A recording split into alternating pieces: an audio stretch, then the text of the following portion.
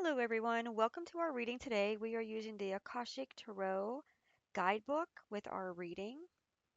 This is a very nice deck. I've been practicing using it more. Um, this is what the guidebook looks like. I haven't used this deck very often, but I've been called to do it recently. I've been asked to do more of the Akashic records readings. So let's dive in and see what your guidance is. So today we're using the guidebook because again, there's nothing wrong with using a guidebook if you want to double check your download, what you're getting, if you're not sure how to use the deck and you want to use the guidebook to get more information or enjoy the guidebook. They can be really helpful and supportive. If you use the deck a lot, I feel like if you use the deck a lot, you don't really need a guidebook. Like some decks just don't really need guidebooks. But this one here, I'm not really like broke into. I haven't used it enough to where I feel connected to it. So I feel like the guidebook is essential because it helps me to understand more of what the card was created for. So we are going to pull three cards. For some of you, all three cards may feel like they're meant for you. For others, um, one card might be exactly what it is. So follow your own guidance, follow what you're pulled to do, and let's see what your reading is. Okay, so we have card one, card two, and card three. All right, so if you picked card one, your card is Will, Wisdom, and Mind. All right, this is card 20. So this card, uh, there's my first impression, the first thing I get that I see is the colors. So I instantly think of alignments. You have worked very hard to get where you are. You have done a lot of self healing, a lot of shadow work. You stepped into the energy of completion, of doing the work so that you can match what you say with what you've done. And I feel like whatever the universe put at you, you didn't allow it to keep you down. You got back up and you got back up. And you have this like it looks like fire and ice, that like yin and yang, right? You've mastered how to take what comes against you and is meant to stop you, how to transform it and how to like almost like the phoenix, you've been able to take it to down to basics, like rebirth it, like, make it into ashes and then rise again, right? So you have been through so many different trials and you have pursued this this path regardless of the obstacles that have come into your way, regardless of what you have been put through, regardless of what came at you, regardless of what tried to stop you or keep you from accomplishing your goals, you have stayed the course. You have done the work. You've done the homework within. You've done the work outside of you. You've showed up even more than what the universe expected you to, right? And I feel like you've always tried to keep an open mind about everything that you've been learning. When you notice that your mind starts to shut down, you kind of go in and you open it back up again. You tell yourself, I need to see the bigger picture. Let me be the hangman for a minute. Let me look at this. Am I analyzing it the wrong way? Am I interpreting it based off my emotions, my feelings, my experiences? So I feel like you've really done a lot as far as like overcoming the blockages that your mind was holding you in, right? So like there's like a cage in our mind based off of our experiences, our teachings, our belief systems, based off our ancestors past, the things that they've went through. We have like a prison almost like in our mind that can keep us stuck in certain areas, and I feel like you have been mastering this. Like you have got the crown So, like, you have learned how to use your discernment. You have learned how to turn your mind off. You've learned how to look at your thoughts and analyze them and understand where you're coming from with certain beliefs or fears or worries or thought processes, right? I feel like you've put a lot of work into your whole path and what you've done. You've almost like rebuilt yourself. It feels like you like this is someone who literally walked into the fire and then walked out of the fire and then just walked into the freezing cold. Like you have not allowed anything to stop you, and you've only transformed it. You've only figured out how to use it to your advantage, how to use it to move you forward versus stopping you in your tracks, kind of thing. And like there's nothing that the universe can do to kind of stop this energy. All right, so looking at our next one, we have, oh, we have card 20, so it would be back here. Yeah. Okay, so let's take a look. Card 20. All right, so will, wisdom, and mind, upright. Let me show the card again. A gold crown of power and authority rests above a Celtic trinity knot. On either side of the Celtic knot are the alchemy, alchemical symbols of fire and water. Below is the ancient third-legged symbol of the coat of arms from the Isle of Man.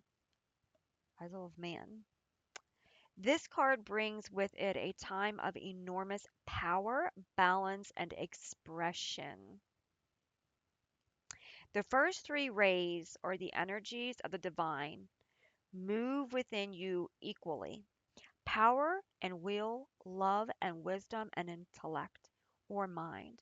You are working intimately, even if you're not conscious of it, with the ascended masters who are linked to these energies. With the perception of the masters, you can raise your focus to a higher power and purpose. You can combine the fire of creativity with the water of reciprocity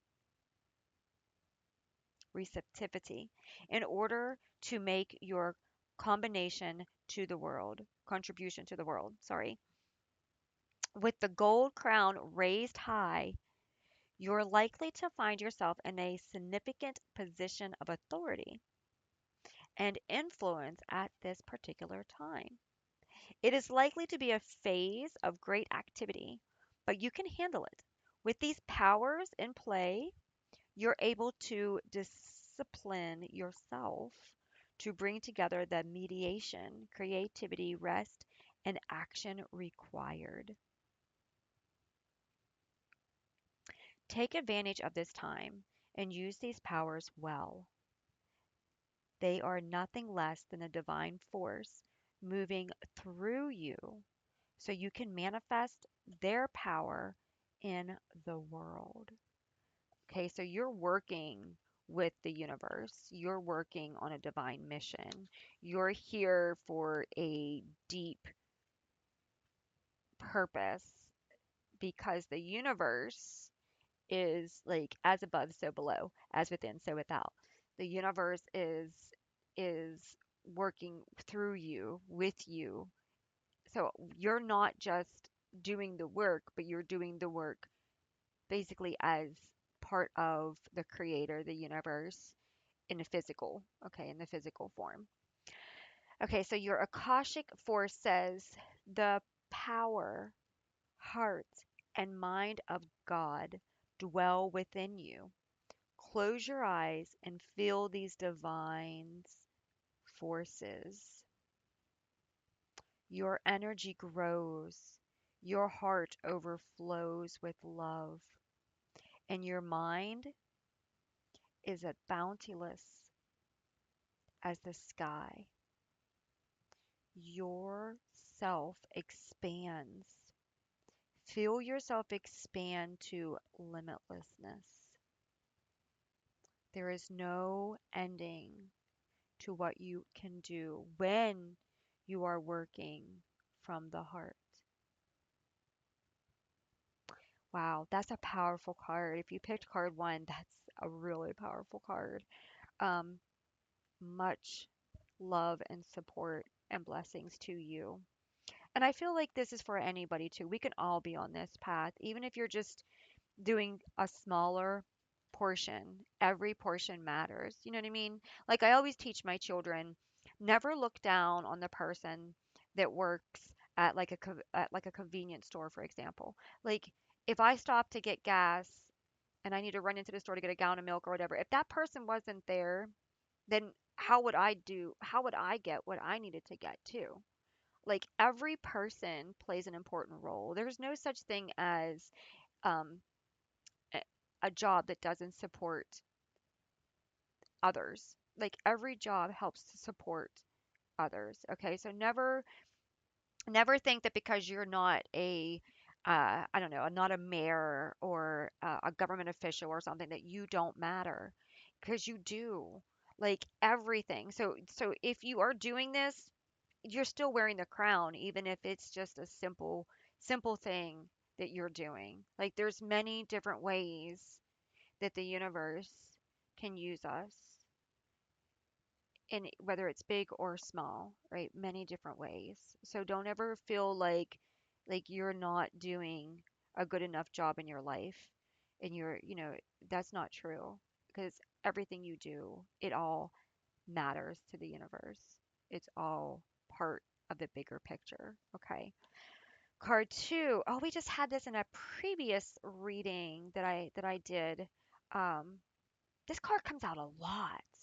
I've seen this card a lot. Okay, so the Oracle of Delphi. Okay, so I kind of remember this one now. Like I said, you might need to use the guidebook if you haven't used the deck a lot. But once you start to use the deck, you start to remember and you start to connect to the cards. So this card is all about steam coming up and basically like her dress is like a silk dress, right? So like the steam is kind of helping her. So this is kind of like the universe coming in and helping you, okay? You're kind of on a higher like a pedestal kind of thing compared to where you were, right?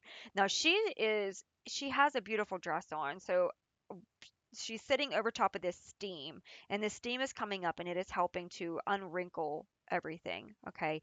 And her being up here is protecting her. It's keeping her from getting scolded by the steam that's very very hot, right? So she's up and she is protected, right? She is relaxed and she's just kind of holding herself with this openness, with her hands being open to receive.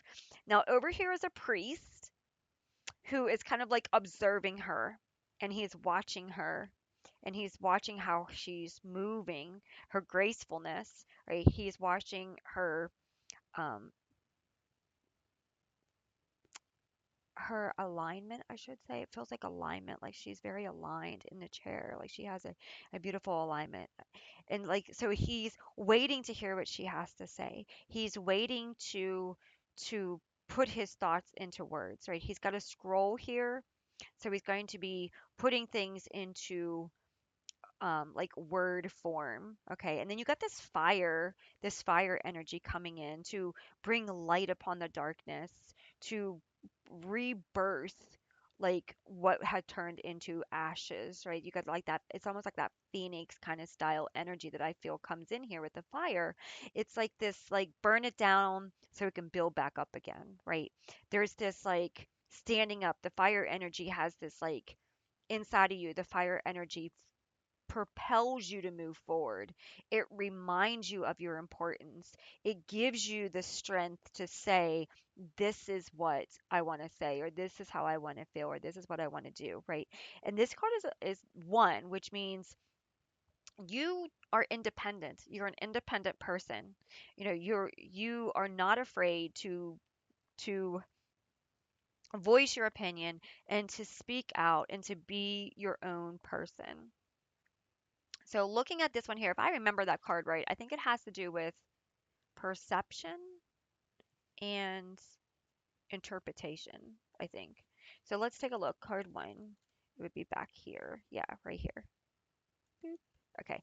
So The figure of the priest at Delphi sits upon a high three-legged seat. Steam gently rises from a small fissure in the ground. Nearby, a robed priest prepares to write upon an open scroll, while the pharaoh physically receives their perceptions from Apollo. It is the priest who interprets her pronouncements. In this, we see the two important keys in psychic experience: perception and interpretation. Okay, let me turn to the next page. When you receive this card, you're in a time of great insight and psychic power. Even if you don't recognize it yet, it lies very close to your conscious because you have used this gift in so many past lives. You may get images or feelings without knowing how to interpret them. Take notes as you practice both your psychic perceptions and their interpretations. Just as they gave the Oracle of Delphi a profound awareness, your psychic perceptions and their interpretations give you a powerful insight and an Akashic vision of the world. Close your eyes and go within. Feel your psychic energy growing, expanding upward from the very depth of your being. Now, notice the first thing that you sense. Okay, so for this card here, you're people are going to see you how they want to see you, and no matter what you say, no matter what words you speak, they're going to interpret it based off of what they see, based off of their perception of things, okay, their perception of you. Let them. This is the big card. This, yes, this card always comes in with the let them. Let them do their thing. You do yours. You be you. You are the one who knows what you're capable of doing. You're the one going through the experiences. You're the one that has the connection to source, right? The other people, they're just outside looking in. Okay, so don't try to explain yourself. Those that truly get you, you're not going to have to explain yourself. Okay, so just continue to be you, continue to be authentic, continue to stand, continue to rise, continue to be that phoenix energy, and let the people draw whatever conclusions they choose to draw. Okay, because that they're going to do it regardless of what you say anyways. Card 3, we have, oh, the 6 of keys. Now see, I shuffled and yet got two of the cards that was just in the last reading that I had done before. So, what does that tell me? Well, they're in a different order now. So, it tells me that we're still in the same energy. We're still working through the same energy. Okay, I flipped this card over and I'm telling you this is you they were not in the same order. You saw me shuffle like I pulled them out separately, but yet they're the same cards. So, and this happens whenever you're doing card readings and the energy or the message is still the same. You It's very common to get the same cards. So this is telling me that one, either the people that watched the first reading are also here for this reading, or two, there's different people, but the energies are a lot alike right now, right? So sometimes birds of a feather flock together. So sometimes you have the same energy. But this card here is all about the moon phrases. It's all about knowing who you are, stepping into your divine connection with the elements, right? There's a frequency coming in here. The moon puts off a frequency. That's why the ocean has great waves when it's a full moon. Like it's the moon is like a frequency machine, okay? And based off of where you are determines how you respond to the different phases of the moon. Okay, because like for example, they say, "Oh, well, the wolves howl at the full moon." That's not because it's a full moon. It's not because they can see the whole entire moon. It's because of the frequency. It's because of the feeling that they're getting inside their body from the moon. The ocean responds. The waves respond to the moon because of the frequency that's coming off of the full moon because it's kind of like at its peak. Okay, so, like, that's what you are doing in this picture. Like, you are someone who, is very persistent, very precise. You're good on detail. You don't miss detail. Okay, you're someone who is has a good memory. You are very attentive to things. You're someone who really puts a lot of energy into reading people, into understanding the connection between emotions and body language. Like you have a way of following your passion and finding a purpose behind it. You always have a way of making your passion accessible to you too. You're not one of these where, oh, I wish I could go do this or I wish I had time to do. No, you make the time because it's a calling. It calls you from within. So therefore you make the time to make it happen. Right? You have a light within you and that light drives you as a force to do what you're called to do, whether it's art, whether it's working with people, whether it's doing something throughout the night, um, that brings you joy the next day. Like there's a fulfillment here. This is a real heavy energy of passion and fulfillment here.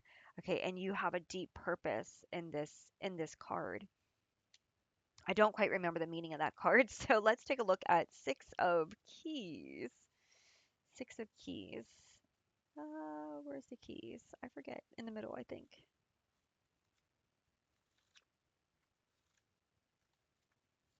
Now, the first time I did this reading, I opened up right to the six. Like, I opened up on I think it was the Five of Keys. And I was like, oh, how cool was that? I honestly don't remember where the keys are. Okay, it has to be up this way. Give me a minute. Let me find it. Forces, roses, scrolls, scrolls. Okay, so keys should be right in through here.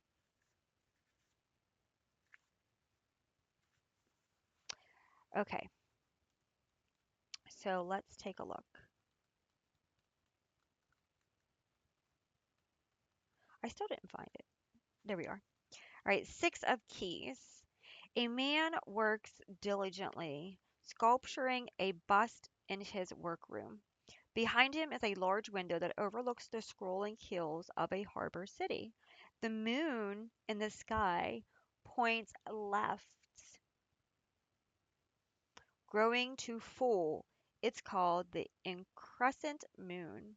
This waxing moon on the card shows an exciting time of increase, abundance, and growth. Your efforts have combined with external circumstances, and even the stars have aligned. If things have been financially tight for you recently, relax.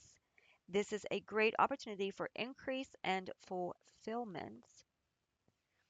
Yeah, that the passion, like the feeling happy, like the next day, feeling success in every way, financial, creativity, and even in your reputation and prestige. So just do your work and get ready to receive.